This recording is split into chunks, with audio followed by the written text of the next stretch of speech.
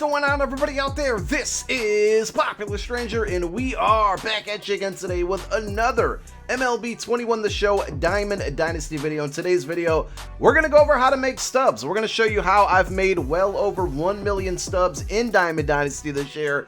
And I'll be honest, if you watch all of my videos, you've probably seen and heard a lot of these tactics that we're going to talk about in this video, but I figured it would be a nice way to get all of it together so you guys can use this as like a stub making guide, because these are things you can do, especially if you're no money spent, to easily make stubs. And I really encourage you, if you're new here, if you found this video through the search on YouTube or it was recommended to you, make sure you guys go ahead and hit that subscribe button. You guys don't want to miss the videos that I put out, because you're missing plenty of opportunities to make stubs. This past Friday was probably the best day we've ever had when it comes to the roster update, and we are now at 1.3 million stubs. This is the highest that I've ever had in any year that I've ever played Diamond Dynasty, and this is how we've done it. So the first way is investing in the roster updates. Every other Friday, San Diego Studios adjusts the overall to live series players, and a lot of times this affects the prices on the markets for these various cards.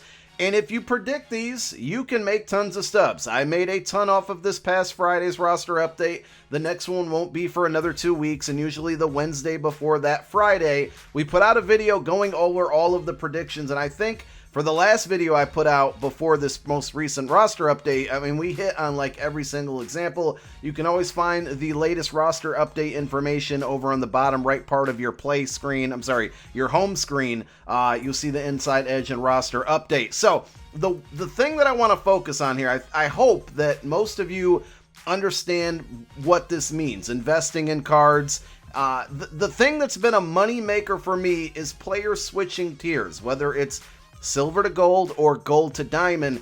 And I think the thing that people miss out on is that a 200 stub profit is a lot. Some people might watch my videos, see my predictions, and hear me say, you know, I'm buying this Cedric Mullins silver card for 800 stubs, and I'm going to buy 40 of them because when he goes to gold, he's going to quick sell for 1,000 stubs, and that's a 200 stub profit. And I think a lot of people might automatically write that off like, big whoop, it's 200 stubs. But you guys have to understand that this stuff all adds up, and it's been the biggest way that I've made stubs all year. John Means went silver to gold. He made me a ton. Cedric Mullins was another one. We had some players that went from gold to diamond. Lance Lynn was a huge one that I invested in.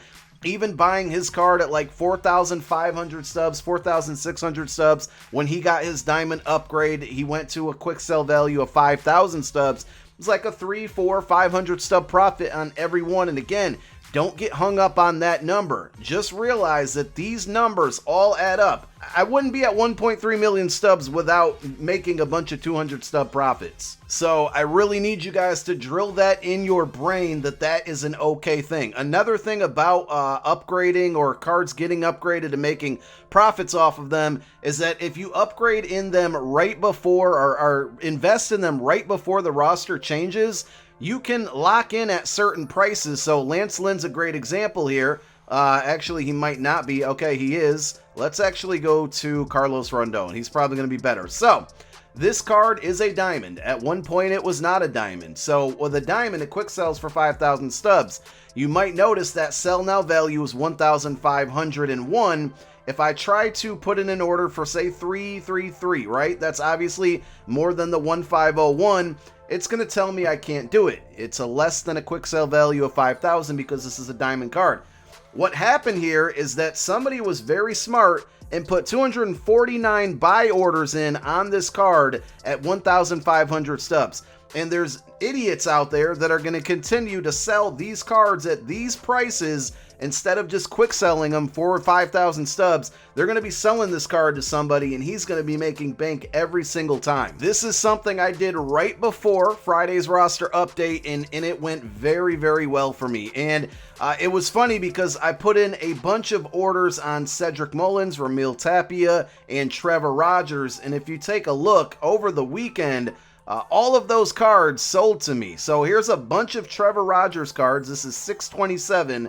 So the roster update, I think, was like the 25th or 24th. And because I had faith that Trevor Rogers would get an upgrade, I put in a ton of buy orders at 555 stubs. Look at these. Look at all of the Ramil Tapia. Same thing. People were selling me these cards all after this card already got upgraded. So we'll talk about that in the next prediction video.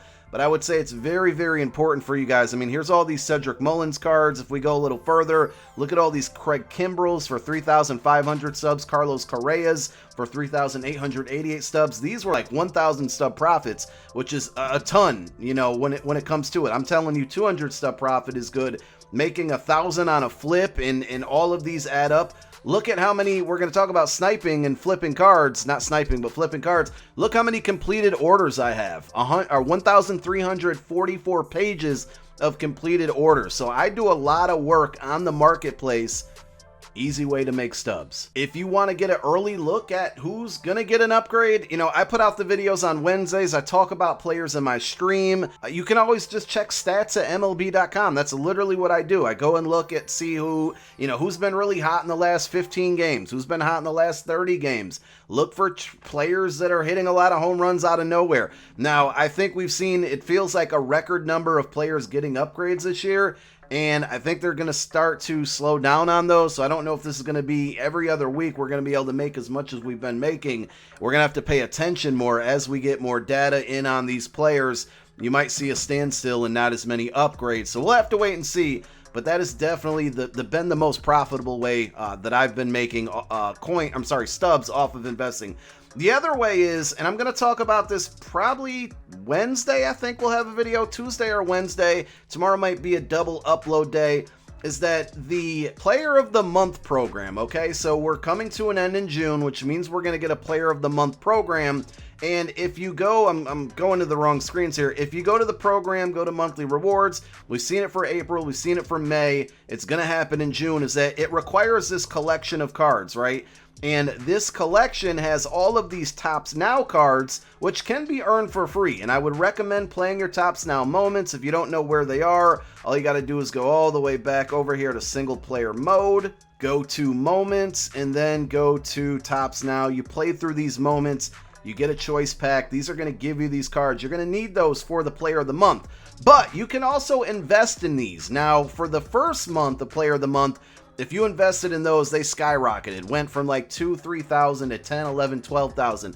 The second month, it did not work out. And I'll be totally upfront with you guys. I lost a lot of stubs on those investments. The third month, which we're about to approach here, I don't know if I'm going to do investing on these. And I think I may have missed it, but I want to talk about this later on because we're in the third inning right now. And on Friday, they gave us collection, June Topps Now, and basically all you had to do is collect 3 of these cards to get 35,000 XP for the current inning program, which is the third inning program. When this collection came out, these prices went back up again. Now, April and May was a little different. April had Byron Buxton, a card that everybody has. It's a really good card.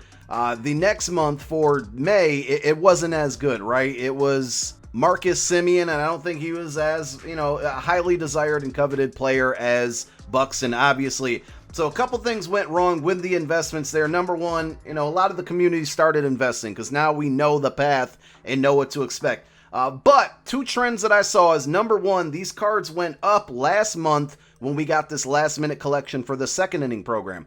I missed out on doing it for June, but I know next month, right, when the third or the fourth inning program is starting to come to an end and the month of July is starting to come to an end, we're probably going to get this collection again. I'm going to make sure I'm invested in these cards before that happens, and I'll definitely have videos put out on that. The other thing is, like, the night and the nights before the Player of the Month program came out, these cards actually did start to go up, and then they went crashing down when the collection actually came out, because everybody in the community invested in them, and then they all tried to sell them, and that caused the prices to go down on all of these cards. So though I lost a lot of stubs last month because of this, I learned 2 things: that you can still invest in these, but you're going to want to try to sell them before this specific collection comes out, which is going to be for the fourth inning program. We should see another one. Or you want to sell them before the actual Player of the Month player comes out, or the collection comes out.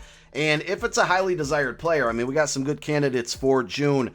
They could still go up after the fact, but those were kind of two lessons that I learned. The other is with the third inning program, which ends in a couple days here, we have, if you go to collections again, the third inning collection, and it required these three players, okay, from the second inning program. Now, if I take a look at Lee Smith, he's actually starting to go up. I invested very heavy in this card, and because I wasn't patient enough, right, I lost a couple thousand stubs here. It wasn't a ton, but what I did make a lot of profit off of was Don Mattingly. And look at his price right now. I think I sold mine for like 54, 55K, but I did get him at like 36, 35K.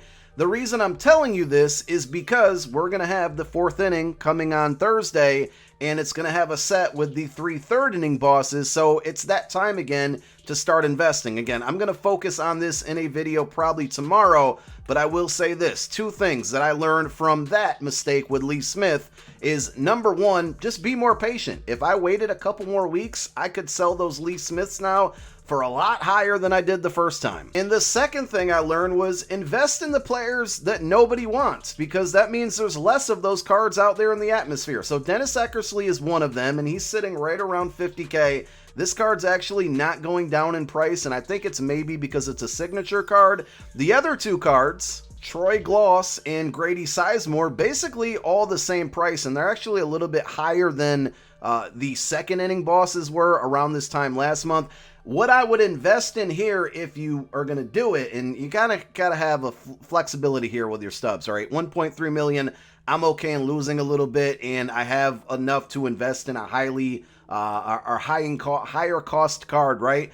I would be investing in Grady Sizemore because he was the worst out of these three cards, and that means there's less of them. So when people start needing this card, the demand for him is going to go up, just like we saw with Don Mattingly. He was the worst out of the three second inning bosses, and now you take a look at his price, he's in the 80K. So two things there with investments: be a little more patient and invest in the card that nobody wants. Moving along to my next tip, and that is going to be flipping cards. You guys saw it earlier. I showed you the number of completed auctions that I've had, or completed pages of auctions, and it's because I flip a ton of cards. Now, I'll be honest, I've actually slowed down lately because I really use that as a building block, a foundation to build up my stub count, and now that I am at a comfortable position, I don't really have to do this. Now I'm focusing more on investments, things that I can do that don't take as much time, because flipping can become tedious and boring and repetitive. But I talked about this in a video a couple days. I'm going to bring it again. Silver cards are the best cards to flip. All you have to do is sort like I did right here, right? 75 for the min overall, 79 for the max. Go through them and look for 100 stub price gaps. There's so many of them out there. Eddie Rosario, you could buy a bunch of his cards right now for 411 stubs. Just put your offer slightly above whoever's is the lowest at the moment. And look, somebody sold it to me already. Now we're going to go back in and we're going to sell it for we'll say 39. We'll undercut whoever had the highest selling offer. And there you go. Like that, it's just an easy 150, 200 stubs right there. I told you guys, don't be ashamed to make 200 stubs, because the frequency at which you can buy and sell these cards happens so unbelievably fast. You just can't. You're making a mistake. You're doing yourself a disservice here if you worry or think that you're not making profit because you're only making 150 stubs on a flip. So I'm going to keep this one simple because I've talked about in enough videos, and I think you guys all hopefully get and grasp the concept of flipping cards. Basically, buy at a lower price, sell at a higher price. You got 10% tax. But if you sort by silver cards, look for at least 100 coin or stub difference between the two. Omar Narvaez, he's we'll go 212, right? Put an order in there. We'll do like 10, 15 of these. As soon as somebody sells it to me, then I'll go back and sell this one $3.99. What did we buy it for? $2.12. So it's basically a little under 150 stubs. Again, the frequency happens so fast. That's why I have so many completed orders. If you're really trying to start or build a stub stack, this is kind of like, I probably should have went over this number one. This is probably like the first thing you should be doing. Now, next up, you probably knew this was coming if you've been watching my videos all year long. I'm going to talk about Conquest and why you need to be playing the USA map. Now, The update to the Conquest map, I thought it was a glitch, but San Diego Studios actually did something very, very good. Every time you capture a stronghold, and I'll show you that in a moment, you now get a prospect pack for whatever division, and throughout that division, you get to pick all 5 cards now. Now, that has certainly tanked the price in these prospect cards, but still today, looking at the price, it looks like the majority of them sell for at least 3K. Even after tax, you can get some of them 3K. Some are going to be like 2.8, 2.9, 2.7, somewhere around there. My point is that if you go to your Conquest, single player modes, Conquest, US map. I have done this map. I am on my 10th try right now. I shouldn't even say try because that would indicate that I can't beat it. I've completed this map 9.5 times basically. We're almost at our 10th here. Every time that you go through and complete an entire division stronghold, you're going to get that prospect pack, okay? That prospect pack now gives you 5 cards. You can sell those. We'll just round up and say all 5 of them at 3K stubs each. That's 15,000 stubs that you're going to earn every time you complete capturing an entire division's stronghold. Also, when you complete the entire map, you get 10 show packs, you get 3,500 stubs. I'm going to say it again. I know I'm repetitive for those of you that watch it a lot, but a lot of people in this community, if they're trying to grind at bats, if they're trying to grind innings for team affinity, which is a very, very good way, and we'll talk about in a moment, to make a ton of stubs, they go in and they play 9-inning games against the Baltimore Orioles. Why would you do that when you can play a bunch of very easy games, 3-inning games at that, so they're going to be shorter experiences, but you're earning so much more as you're doing it. You got those prospect packs, you got the completion, the end game here of getting the 10 show packs plus bonus stubs. The only thing that's going to be a little bit different is the 9-inning game. You play, and that's it. In Conquest, you got to go through the simulating. If you guys are unclear and sure how to play Conquest, go check out my tutorial. We will link it down below in the description. In the comments as a pinned comment. Make sure you go check that video out. But not only when you're playing through Conquest, you're earning these rewards, right? The prospect packs, you're earning the 10 show packs, you're earning PXP while you're playing through these innings. PXP is going to make you or help you upgrade your players for free. You're earning XP, which is going to go towards whatever inning program we're in right now, 3rd right now, 4th coming up. And then also you're grinding out those at-bats and those innings for Team Affinity if you haven't completed them yet, all while you're chasing even bigger goal. Instead of just playing a game where you're going to get a bronze card for beating the Orioles after 9 innings, at least make your effort and your time go towards multiple things, not just 1 or 2, because that's what the show really does well. They reward you very, very well. It feels like every single at-bat matters, and that's why I've been playing the US Conquest map. Also, just try to knock out all of these. As you can see, I've pretty much finished every Conquest. I'm actually saving these 2. They added updated goals to the Mother's Day map, and I haven't finished the Father's Day. I'm saving these for the 4th inning program because it's just more XP that I can earn during that program rather than right now that I don't really need it. But play your Conquest maps for numerous reasons, right? All of the grind that goes towards Team Affinity. If you're not knocking out your Team Affinity stuff, well, I mean, you're missing out the best players of the game. And eventually we should get Team Affinity Season 3. You see, I've completed this all. Just simply playing the game earns, a ton of missions and golds towards this. But the other thing that's really contributed, and some of this is going to be luck-based, is the number of free packs that I've earned. There's just so many free packs, whether it's the showdown method that I've put out numerous times, playing through all these Team Affinities, playing the Conquest, playing daily missions, playing all of your single player moments, all of your player programs. They are very generous on the number of packs that they hand out, and though the odds are always going to be against you, you can still pull free diamonds, and you can pull a lot of them. I've pulled a Jacob deGrom twice from 2 different free packs. We pulled Tatis from a free pack before. The rewards that you get from Team Affinity alone, these little Team Affinity packs add up. At one point, I found myself just saving up the packs from all of these programs and opening them in big bundles, and would have 100 to 200 packs to open all at once because they're just so rewarding. So there's just so much to grind, there's so much to do, and you do not need to spend any money. The last thing I'll kind of say here is just look at my team, right? Most of the players on my team, because I completed the live series set, obviously I had to buy those cards. but once you complete a live series set, those cards are basically non-sellable. If you look at it, my whole team is almost cards that I don't have to buy, and I have a really, really good team. I had to buy them for live series, but otherwise, Carlos Santana is like the only card that you can just go get on the marketplace, and that's on my team on the offense, or batters, I should say, position players. And then on my rotation here, Matt Harvey's one that I bought, and Rob Dibble. Otherwise, all of these guys came from live series collections. Obviously, I had to buy the cards, the live series cards, to do those collections, but it was for a purpose.